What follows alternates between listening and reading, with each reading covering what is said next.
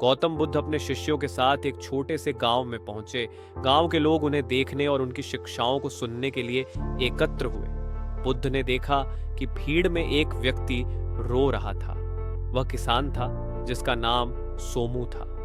बुद्ध ने उससे पूछा, वत्स, क्यों रो रहे हो?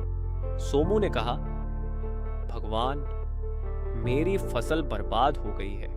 मेरे पास अपने परिवार को खिलाने के लिए कुछ नहीं बचा। ये जीवन इतना कठिन क्यों है? बुद्ध ने उसे शांत किया और पूछा, क्या तुम अकेले हो जो दुख में हो?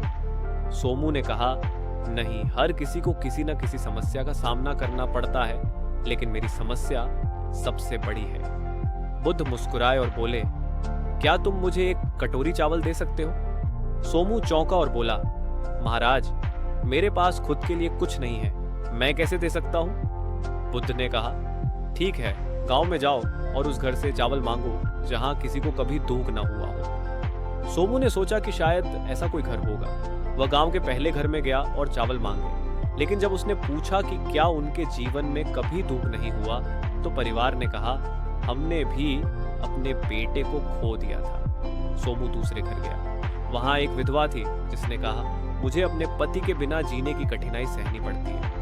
पूरे गांव में घूमने के बाद सोमू को एहसास हुआ कि हर कोई किसी न किसी दुख से गुजरा है। हारा सोमू वापस बुद्ध के पास आया और बोला, भगवान, मैंने पूरे गांव में ढूंढा, लेकिन ऐसा कोई घर नहीं मिला जहां दुख ना हो। बुद्ध ने कहा, यही जीवन का सत्य है।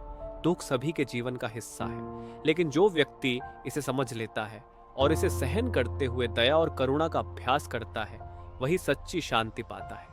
बुद्ध के शब्दों ने सोमू का जीवन बदल दिया। उसने अपने दुख को स्वीकार किया और दूसरों की मदद करना शुरू कर दिया।